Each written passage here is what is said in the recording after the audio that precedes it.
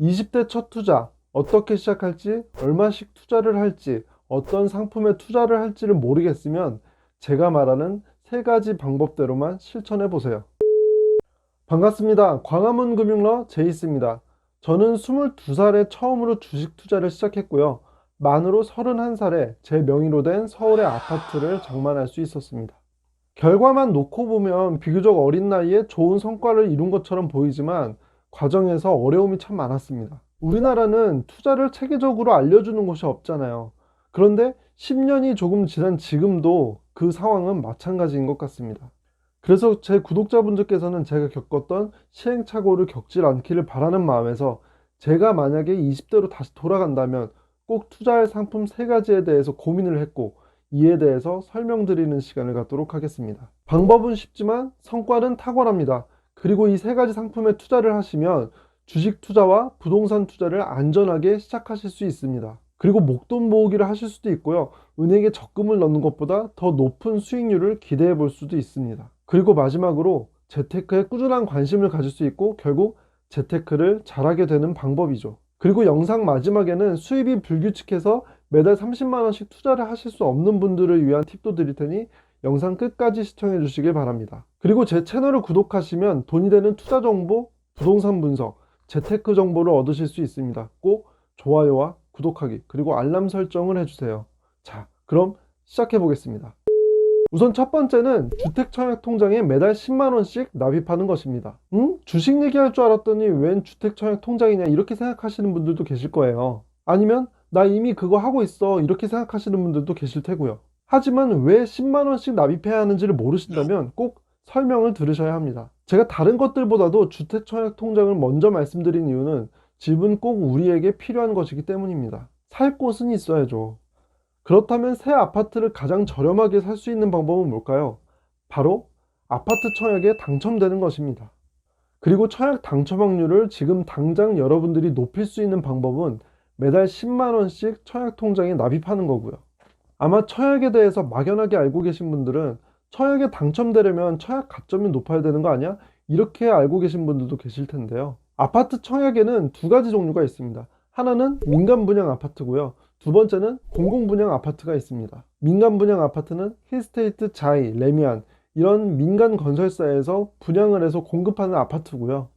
공공 분양 아파트는 국가나 지자체, SH공사, LH공사에서 만들어서 공급하는 아파트 종류를 말합니다. 청약 가점이 높아야 하는 건 민간 분양 아파트의 경우에 그렇습니다. 그리고 청약 가점을 높이기 위해선 무주택 기간이 길어야 되고 부양가족이 많아야 하고요.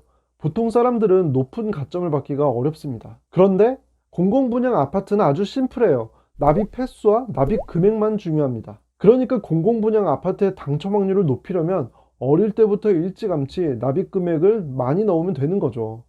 그러면 10만원씩 넣지 말고 30만원씩 넣으면 되는 거 아닌가요? 이렇게 물어보실 수도 있어요. 그런데 청약 규칙상 납입 인정 금액이 10만원까지라서 30만원씩 납입을 하신다고 하더라도 10만원까지만 인정이 되는 겁니다. 그러니까 30만원씩 100회 납입한다고 할지라도 10만원씩 100번 납입한 1000만원만 인정된다는 거죠. 2달 전에 분양을 했던 마곡 9단지가 공공분양 아파트였습니다. 이 아파트는 주변 시세보다 무려 5억 원이나 저렴했는데요. 매달 10만원씩 청약통장에 납입을 하는 건 나중에 새 아파트를 5억 원 저렴하게 살 수 있는 기회를 만드는 투자인 거죠. 뭐든지 알고 하는 것과 그냥 하는 것은 차이가 있습니다. 이렇게 청약통장에 매달 10만원씩 납입하는 건 이런 기회를 만들 수 있다는 것을 알고 실천하면서 부동산 공부도 시작해야 하는 거죠. 한 가지 팁을 더 드리자면 청약통장에 납입한 금액으로 소득공제를 받을 수도 있습니다. 연소득 7천만원 이하의 근로자이고 무주택자이면서 세대주라면 1년에 240만원까지 소득공제를 받을 수 있는데요. 조건에 해당하시면서 10만원 정도 매달 여유가 더 있으신 분들이라면 10만원 추가 납입해서 매달 20만원씩 청약통장에 납입하시는 것도 좋은 방법입니다. 그리고 납입 금액은 만 17세 이후부터 납입한 금액만 인정되니까 이 점도 함께 알아두셔야 하고요. 나머지 20만원 투자를 알아보기 전에 제가 한 가지 질문 드려볼게요. 투자에서 가장 중요한 것은 뭐라고 생각하시나요? 저는 잃지 않는 투자를 하는 것이라고 생각합니다. 특히 잃지 않는 건 처음 투자를 시작하시는 분들에게는 더욱더 중요한데요. 아마 이 영상을 보시는 분들 중에 그동안 투자를 주저하셨던 이유도 만약 내가 큰 돈을 잃게 되면 어떡하지? 이런 걱정 때문에 투자를 주저하지는 않으셨던가요? 만약 내가 처음으로 투자를 시작했는데 큰 돈을 잃게 되면 평생 적금만 들어야지 이렇게 생각하게 될 수도 있습니다. 그러니까 첫 투자일수록 최대한 잃지 않는 길로 가야 하는 거고요.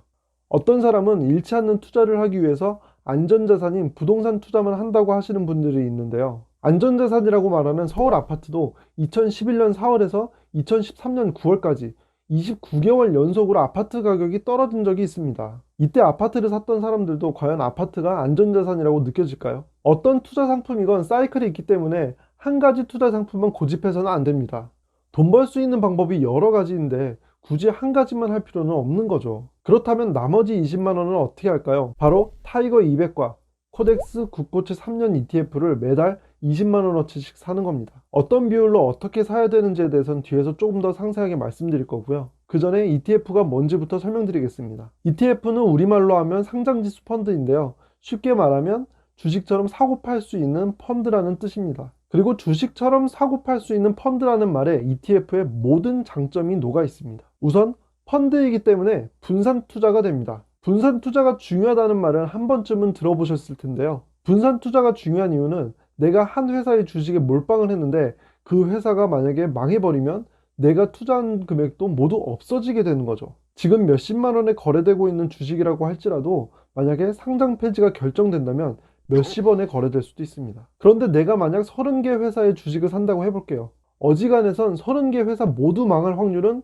거의 없습니다. 오히려 그 중에서 주가가 엄청 오르는 회사들이 생길 가능성이 더 높죠. 그래서 일반적으로 여러 회사의 주식을 사면은 안전하게 투자를 할 수 있습니다. 그런데 이왕이면 삼성전자, LG화학, 셀트리온, SK하이닉스 이렇게 업종도 다르면서 우량한 기업에 투자를 할 수 있다면 더 좋겠죠. 그렇지 않나요? 그런데 삼성전자가 5만 원 정도 하고 셀트리온이 21만 원이 넘으니까 지금 상황에서는 20만 원으로 다 투자를 할 수는 없죠. 그런데 타이거 200 ETF를 사면 이 모든 회사의 주식에 동시에 투자할 수 있는 효과를 얻을 수 있습니다. 코스피 200이라는 우리나라에서 규모가 가장 크고 돈도 제일 많이 벌고 사람들이 가장 많이 투자하는 종목들의 주가 흐름을 따르는 펀드이기 때문이죠. 타이거 200 ETF가 투자하는 회사의 리스트입니다. 여러분들께서 다 한 번쯤은 들어보셨을 회사일 거예요. 타이거 200 ETF를 사면 여러분들께서 이 모든 회사에 동시에 투자를 할 수가 있는 거나 마찬가지이고 그리고 20만 원으로 8주나 살 수 있습니다.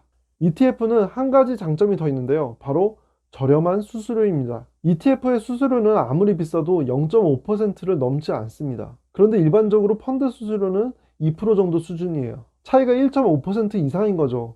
요즘 정기예금 금리가 1%대인데 1.5%라면 굉장히 큰 차이라고 볼 수 있습니다. 그리고 코스피 200을 추종하는 ETF가 굉장히 많은데요. 코덱스 200, KB스타 200, 코세프 200 등 웬만하면 200이 들어가는 ETF는 다 코스피 200을 추종하는 ETF라고 보시면 됩니다. 그런데 제가 그 중에서도 타이거 200 ETF를 권해드린 이유는 가장 거래가 활발하면서도 수수료가 가장 저렴하기 때문인데요. 어차피 똑같은 지수를 따르는 펀드라면 이왕이면 사람들이 많이 쓰고 수수료가 저렴한 걸 선택하는 건 당연하지 않을까요? 보통 다른 ETF들은 수수료가 0.15%인데 타이거 200 ETF는 0.05% 수준입니다. 우리나라는 ETF라는 금융상품이 만들어진 지 약 10년 정도밖에 안 됐는데요. 미국에서는 굉장히 오래된 금융상품입니다. 그리고 우리나라에 코스피 200이 있다면 미국에는 S&P 500이라는 지수가 있는데요. 미국의 월스트리트에서 날고 긴다는 펀드 매니저들의 펀드 수익률도 이 S&P 500의 수익률보다 높은 게 25%가 채 되지 않았다고 합니다. 그러니까 하버드, 예일대 이런 명문대를 졸업한 펀드 매니저들보다도 더 투자를 잘할 수 있는 방법이라는 거죠. 심지어 가치 투자의 대가 워렌 버핏도 유언으로 본인이 죽은 후에 본인의 전 재산을 S&P 500을 따르는 펀드에 투자를 하라고 말했다고 합니다. 이분의 재산이 100조가 넘는데요. 이렇게 큰 돈을 투자하라고 한 걸 보면 얼마나 확실하고 안정적인 투자처인지를 알 수 있습니다. 물론 이렇게 타이거 200 ETF에 투자를 하는 것이 믿을만 하지만 그래도 주식에 투자를 하는 것이기 때문에 불안한 구석이 있죠. 그래서 여기에 코덱스 국고채 3년 ETF를 함께 사는 것이 필요합니다. 그 이유에 대해서 설명드리기 전에 우선 그래프부터 하나 보겠습니다. 이 두 가지 그래프는 서로 다른 금융상품에 매달 20만 원씩 투자를 했을 때의 결과인데요. 여러분들이라면 회색선과 오렌지색 두 상품 중에 어떤 상품을 선택하실 건가요? 보통 오렌지색을 많이 선택하실 거예요. 그 이유는 대체로 수익률이 회색선보다도 높고 등락은 별로 심하지가 않죠. 그리고 요즘같이 주가가 많이 떨어진 상황에서도 그렇게까지 주가가 하락하지 않았습니다. 주가가 많이 떨어졌음에도 수익률은 8.67%였습니다. 회색선은 지난 5년 동안 매달 타이거 200 ETF만 샀을 때의 모습이고, 오렌지색 선은 10만원은 코덱스 국고채 3년 ETF에, 10만원은 타이거 200 ETF에 투자를 했을 때의 모습입니다. 국고채는 나라에서 돈을 빌리고 일정한 이자를 주는 상품인데요. 나라에서 여러분 돈을 빌려서 안 갚을 확률은 얼마나 될까요? 거의 없겠죠. 그러니까 엄청나게 안전한 자산이라고 생각하시면 됩니다. 그래서 주가가 오를 것 같으면 주식을 사야 하고, 주가가 떨어질 것 같으면 채권을 사는 것이 좋습니다. 그래서 여러분들께서 매달 경제 공부, 주식 공부를 열심히 해두셨다가 다음 달에 주가가 오를 것 같으면 타이거 200 ETF를 20만 원어치 사면 되고, 만약에 떨어질 것 같으면 코덱스 국고채 3년 ETF를 20만 원어치 사시면 되는 겁니다. 그리고 잘 모르겠으면 반반씩 해서 10만 원씩 사시면 되는 거고요. 만약 수입이 일정하지 않으시다면 여윳돈이 생기실 때마다 사시면 됩니다. 여윳돈은 내 주머니에 있으면 쥐도 새도 모르게 없어지는 돈이 되지만, ETF를 사면 투자도 되고 미래의 종잣돈이 되는 겁니다. 경제 공부 다 하고 주식 공부 다 하고 그 다음에 투자해야지라고 생각하면 늦습니다. 시험 공부 완벽하게 하고 시험 보라고 하면 여러분들 시험 안 볼 거잖아요. 적은 돈이라도 지금 투자를 해야지 투자 공부를 더 열심히 할 수 있고, 그래야지 부자가 될 확률이 높아지게 됩니다. 지금까지 설명드린 내용을 정리해 보겠습니다. 매달 30만 원 중에 10만 원은 청약통장에 납입을 한다. 나머지 20만 원은 다음 달에 주가가 오를 것 같으면 타이거 200 ETF를 사고, 떨어질 것 같으면 코덱스 국고채 3년 ETF를 산다. 잘 모르겠으면 반반 사면 된다. 만약 일정한 수입이 없다면 여윳돈이 생길 때마다 둘 중에 하나를 선택해서 사면 된다. 이렇게 말씀드렸습니다. 행운은 갑자기 찾아온다는 말이 있습니다. 하지만 저는 준비 없이 오는 행운은 없다는 말을 더 믿고 있는데요. 제가 구독자분들에게 가져다 드리는 재테크 정보, 청약 정보, 부동산 정보가 여러분들에게 행운을 가져다 드릴 수 있으면 좋겠습니다. 끝까지 제 영상을 시청해 주셔서 감사합니다.